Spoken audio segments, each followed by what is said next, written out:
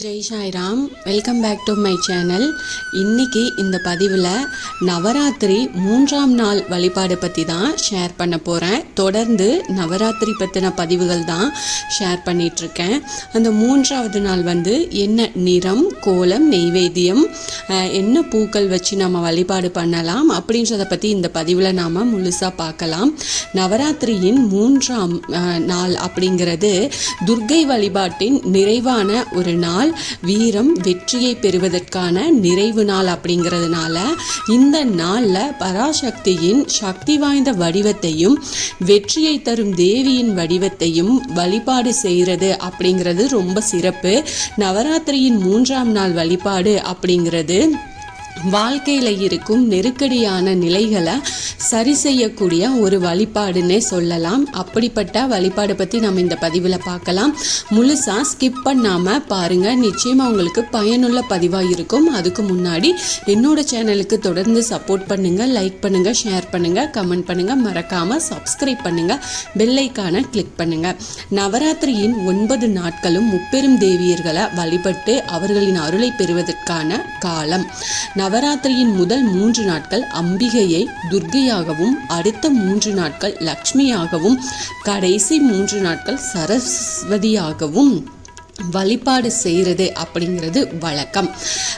நவராத்திரியின் முதல் நாளில் அம்பிகையை மகேஸ்வரியாகவும், 2வது நாளில் ராஜராஜேஸ்வரியாகவும் வழிபட்டு மகிழ்ந்தோம். 3ஆவது நாள் அப்படிங்கிறது துர்க்கை வழிபாட்டின் நிறைவு நாள். அதனால இந்த நாளை காளி வழிபாடு அப்படின்னும் சொல்றது உண்டு. நவராத்திரியின் முதல் 3 நாட்களும் வீரத்தை போற்றும் வழிபாட்டு நாட்கள். ஒரு மனிதன் வாழ்க்கையில் அனைத்து நலன்களையும் பெறணும் அப்படின்னா, வெற்றி பெறணும் அப்படின்னா அவனுக்கு முதல்ல இருக்க வேண்டியது தைரியமும் மன தெளிவும் தான். அதனால தான் நவராத்திரியின் துவக்கத்திலேயே வீரத்திற்கான தெய்வமான அன்னை பராசக்தியை வழிபாடு செய்கிறோம்.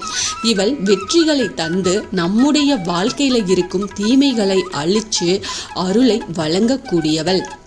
அம்பிகையின் மிகவும் சக்தி வாய்ந்த உக்கிர வடிவமாக பார்க்கப்படுறது காளிதான். காளியை துஷ்ட சக்திகளின் தெய்வமாகவும் பலர் நினைப்பது உண்டு. இதனால் பெரும்பாலானவர்களுக்கு காளி அப்படிங்கிறது பக்தியை விட பயம்தான் இருக்கும். அதனால உண்மையிலேயே காளி சாந்த குணம் உடையவள். தன்னுடைய பக்தர்களுக்கு, தன்னை நம்பி வந்து சரணடைபவர்களுக்கு யாராவது ஏதாவது தீங்கு செஞ்சாலோ, ஏதாவது துன்பம் அப்படின்னாலோ உக்கிர வடிவமாக மாறி கோபம் கொள்பவளும் காளிதான். அதனால நம்முடைய தாங்க முடியாத துயரம், கஷ்டங்கள் தீரணும், விரைவாக நம்முடைய வேண்டுதல்கள் நிறைவேறணும் அப்படிங்கிறவங்க காளி வழிபாட்டை செய்கிறது சிறப்பு வாய்ந்தது. இந்த ஆண்டு நவராத்திரியின் 3ஆவது நாள் செப்டம்பர் 24ஆம் தேதி வருது. நவராத்திரியின் 3ஆவது நாளில் அம்பிகையை வராகியாக வழிபாடு செய்யலாம். வராகி அல்லது வராகி அப்படிங்கிறவங்க வராகமூர்த்தியின் பெண் வடிவம் அப்படின்னும், இவளே அன்னை பராசக்தியின் போர்ப்படை தளபதியாக இருந்து அன்னைக்கு வெற்றியை பெற்று தந்தவள் அப்படின்னும் புராணங்கள்ல சொல்றாங்க. இந்த நாளில் வீரம், ஆற்றல், வெற்றி இதெல்லாமே கிடைக்கிறதுக்காக வராகியை வழிபாடு செய்கிறது அப்படிங்கிறது ரொம்ப சிறப்பு வாய்ந்தது. இந்த வராகி அம்மனை நவராத்திரியின் 3ஆவது நாளில் எப்படி வழிபாடு செய்யலாம் அப்படின்றத பார்க்கலாம். அதாவது கோலம் மலர் வகை கோலம் போட்டுக்கணும். மலர் சம்பங்கி சாத்தணும். அப்புறம் இலையில் துளசி இலை சாத்தலாம். நெய்வேத்தியம் சர்க்கரை பொங்கல் வைக்கணும். தானியத்தில் பார்த்தீங்கன்னா காராமணி சுண்டல் வைக்கிறது நல்லது. பழம் வைக்கிறீங்க அப்படின்னா பலாப்பழம் வைங்க. நிறம் பார்த்தீங்கன்னா நீல நிறம்.